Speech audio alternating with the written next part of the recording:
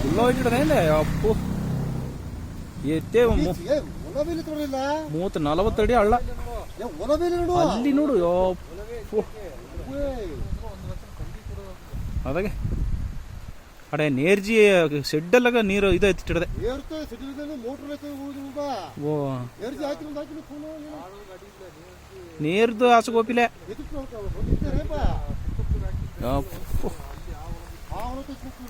പക്ഷേ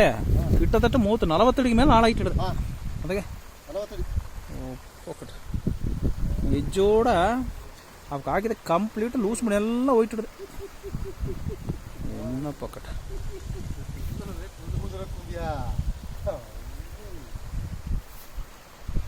ದೊಡ್ಡ ಭೂಕಂಪ ಆದಂಗೆ ಆಯ್ತಿಡದೆ